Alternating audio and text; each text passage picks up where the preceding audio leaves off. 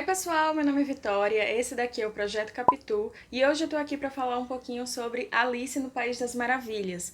Mas antes de eu contar um pouco da história dessa menininha aqui, eu preciso falar para vocês a história daquela menininha ali. A data que eu tô gravando esse vídeo é dia 12 de outubro, Dia das Crianças, por isso eu resolvi falar um pouco sobre Alice, já que esse foi o primeiro livro que eu li na minha infância. E quando eu aprendi a ler muito cedo. Eu comecei a ler com 4 anos de idade, eu lembro ainda na escola, juntando familhinhas de sílabas para formar palavras, depois conjuntos de palavras que formavam frases e tal.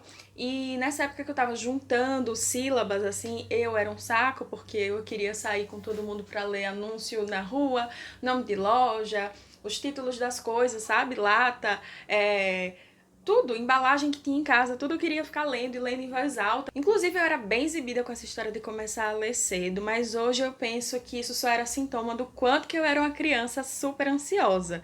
Eu ficava folheando, especialmente os livros da minha mãe, que foi professora de primário, então tinha muito paradidático em casa, e eu amava ficar folheando ali, vendo as gravuras. Nossa, gravura é meio tiazona, né? Eu ficava vendo as ilustrações. Pra mim, quanto mais ilustrações tinha, melhor. Enquanto eu tava nesse processo de aprender a ler, né, como eu ainda não conseguia ler tudo, eu só conseguia juntar sílabas, mas não era essa leitura fluente, digamos assim, eu ficava insistindo pra meu pai e minha mãe ficar lendo pra mim, né, os livros deles, meu irmão. E meus pais já trabalhavam bastante, então essa incumbência ficava aí a cargo do meu irmão mais velho, que com o tempo começou a se cansar e começou a pular algumas partes das histórias ou ficava inventando, porque assim ele percebeu que terminava mais rápido. Mas aí chegou um momento que eu percebi que a história estava começando a ficar muito curta, né? E aí eu pensei, não, se ele pode fazer isso, eu também posso, não quero mais, eu vou ler sozinha. E aí eu não sabia ler, mas eu sabia criar a partir daquelas imagens. Então por isso que quanto mais ilustrações, mais eu gostava do livro, porque eu criava toda uma história em cima daquelas imagens, eu criava um enredo, eu criava personagens. Inclusive, me lembro de uma belíssima história que eu criei, que era a história da vida de Panaca. Porque eu, com 4 ou 5 anos de idade, achava que Panaca era um ótimo nome para ser humano, eu não sabia o que era que isso significava.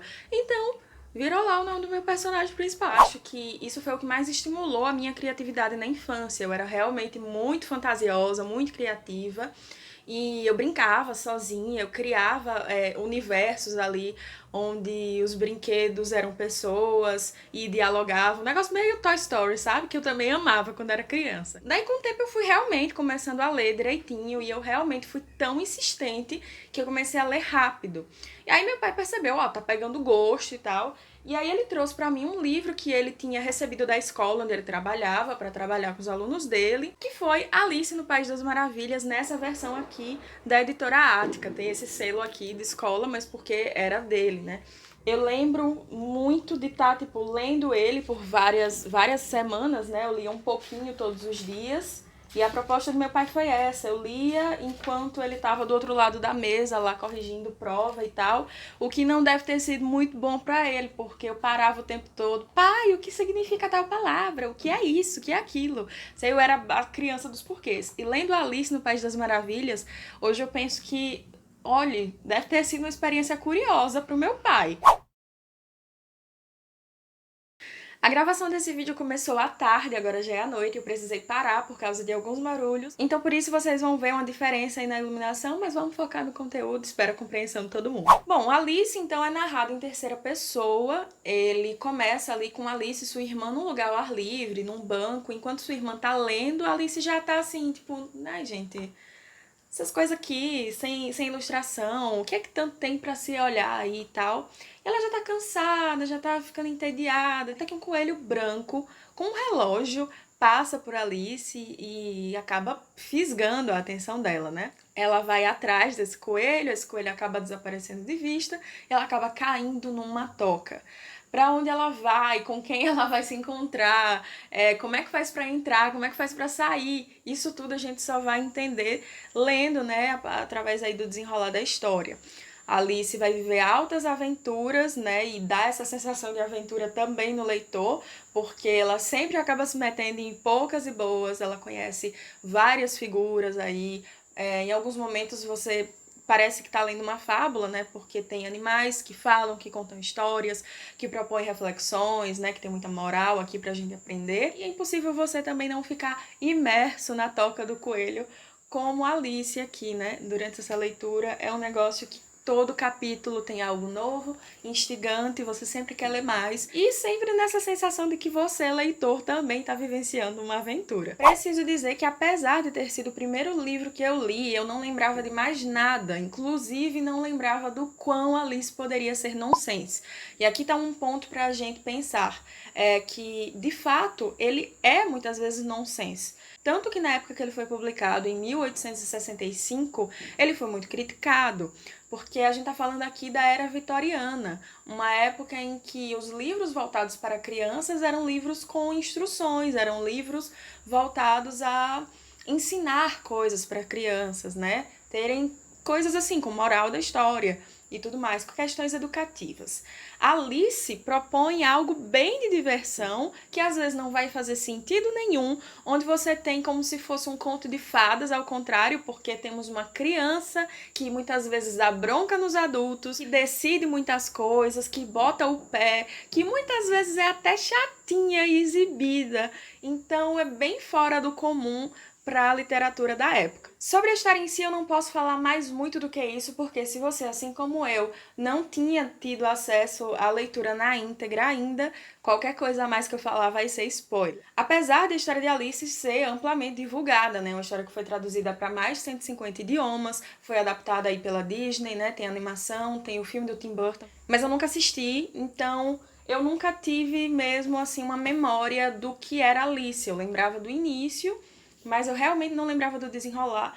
E o que foi muito bom, porque eu pude ter essa curiosidade, né, a cada capítulo, mesmo lendo agora depois de adulta. Inclusive, lendo agora, eu fiquei me perguntando se esse era um livro de fato para crianças. Não porque tivesse algum problema no conteúdo dele, para que uma criança leia, mas era no sentido de compreensão. Se para mim, adulta, houve momentos na leitura em que eu não estava entendendo nada do que estava acontecendo, eu fico imaginando uma criança. E eu fiquei me perguntando nessa questão desse sucesso todo, inclusive com as crianças, principalmente com as crianças. Nas adaptações, a gente tem, muitas vezes, a mistura desses dois livros aqui, né? Que é Alice no País das Maravilhas e Alice através do Espelho, que é a sua continuação. Eu vou falar melhor sobre ele depois que lê-lo, mas é importante frisar que a maioria das adaptações teve muitas partes suprimidas, né? Inclusive, algo que eu vi nos textos de apoio das duas edições que eu tenho é que existem muitos enigmas matemáticos e talvez isso faça com que a minha leitura desse livro em português seja mais sem sentido ainda, porque existem jogos de palavras que o autor faz que fazem sentido como problemas matemáticos, se escrito em inglês. Como eu não tive essa experiência, então teve um momento que eu fiquei... Quê?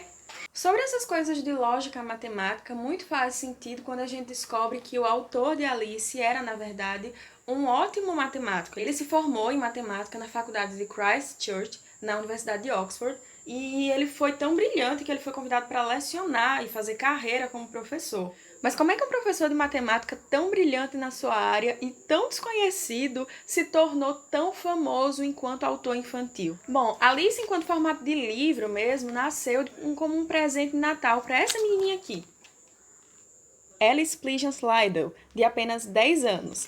Bom, essa amiguinha aqui do autor, Alice ou Alice, era a filha do meio do reitor da universidade onde o professor Dodgson dava aula, porque Lewis Carroll, meus amigos, nunca existiu. Na verdade, esse foi o pseudônimo adotado pelo reverendo anglicano e professor universitário Charles Lutwidge Dodgson, e eu estou lendo porque eu anotei aqui para poder não esquecer, porque você fica, como assim? Não é Lewis Carroll?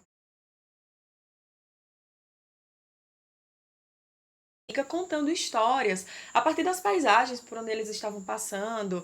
Então ele falava de uma menina chamada Alice que caiu num poço enquanto ele via um poço d'água lá. Enquanto apareciam animais, ele ia dando voz a esses animais. E assim ele acabou contando uma história para aquelas três meninas, assim, bem do nada, ali, daquele passeio. E a menina Alice ficou tão feliz que pediu que o autor escrevesse aquilo no livro. Então, no Natal daquele ano, ele fez uma surpresa e pegou aquela história ali e escreveu a punho e deu de presente para aquela menina. Anos mais tarde, quando ele quis publicar Alice no País das Maravilhas, né, ele acrescentou algumas outras coisas, alguns personagens, como o famoso Chapeleiro Maluco, o Gato Sorridente, que tem um formato de queijo lá, e assim nasceu a Alice no País das Maravilhas da maneira como a gente conhece hoje. Por todos os padrões da época, quando ele quis publicar, a obra não foi muito bem aceita, mas quando a obra foi finalmente publicada, em novembro de 1865,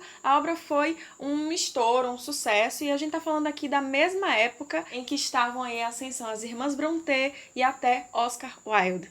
Agora, uma coisa que me fez ter até uma certa reserva e quebrar um pouco do encanto que eu tinha com Alice é saber um pouco da história do autor. E aqui é onde a gente precisa fazer aquele exercício de separar quem é autor, quem é obra. E dá pra separar? Será que a gente, quando fala de uma coisa, tá falando do autor ou não necessariamente? Eu tive uma professora na universidade que dizia que quando você quer entender a teoria daquele autor, é importante você pesquisar sobre a vida dele para você entender o sentido, a lógica daquilo tudo. Mas eu não sei se é muito bem o caso aqui do Lewis Carroll. Tem algumas curiosidades sobre ele, assim. Ele era um cara muito tímido, ele cresceu sendo conhecido por um menino muito tímido, ele era gato, tinha surdez parcial, e ele aparentemente se dava bem com todas essas questões, tanto que tem essa caricatura dele aqui, feita por ele mesmo. Mas existem algumas coisas na história dele que me deixam com a sensação de que ele não era tão bem resolvido assim.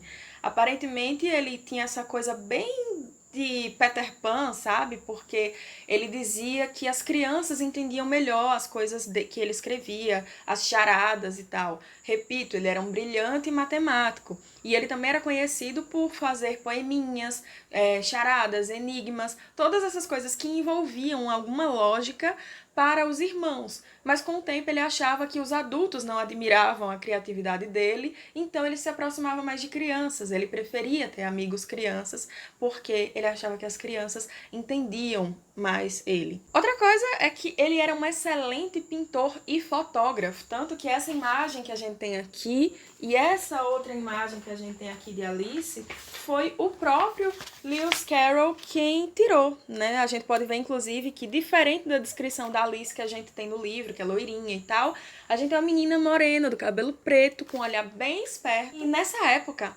apesar de ter uma criação muito puritana, existia uma certa tradição das pessoas deixarem crianças serem fotografadas ou pintadas nuas, porque existia um apelo a essa coisa de que a criança era um ser angelical, então era comum, apesar de toda a criação puritana, retratar meninas seminuas ou até mesmo completamente nuas. Isso me deixou um pouco angustiada enquanto eu fui lendo um pouco da história dele, porque existia uma frase famosa e polêmica dele, que é conhecida, que ele fala que gostava muito de crianças, especialmente meninas. Num dos textos de apoio desse livro aqui, fala que ele pediu que todas as fotos e pinturas das meninas nuas ou seminuas fossem queimadas após a morte dele, que ele achava que podia causar constrangimento à família e tal.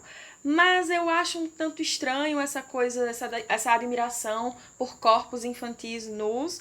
Então, eu preferi não me aprofundar muito nesse assunto, porque eu soube disso antes da leitura de Alice, e foi isso, inclusive, que me fez postergar um pouco. Não existe nada que se comprove qualquer tipo de envolvimento dele com pedofilia ou algo do tipo, mas sabe-se que ele se correspondia também com algumas crianças e que o teor da conversa era um tanto adulto demais. Eu não sei o que aqui quer dizer como adulto demais, mas eu entendo que não era uma linguagem apropriada para criança, enfim. Um pouco também como o livro aqui, que eu acho que adultos podem usufruir melhor dessa leitura, no sentido das reflexões que ele propõe, e ele propõe reflexões maravilhosas. Essa edição que eu li quando eu era criança, foi muito bom ter conseguido ter ela agora para fazer algumas comparações.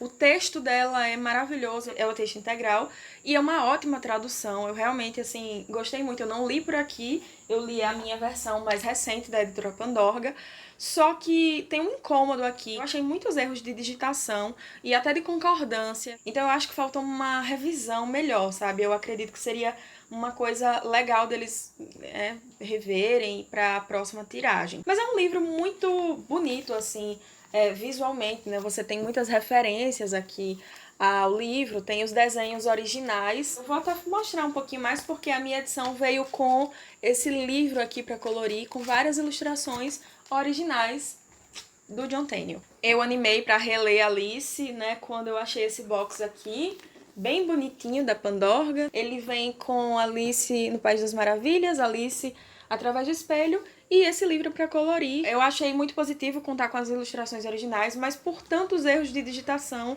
talvez não seria a edição que eu comprasse hoje. Caso você não se incomode com isso, é uma ótima opção, porque ele roda e vira tá na promoção, tanto na Saraiva quanto na Amazon, mas hoje talvez eu fizesse a opção pela versão da editora Zahar. Eu só não sei informar se essa edição da editora Zahar, ela conta com os 2 livros ou se ela só Alice no País das Maravilhas.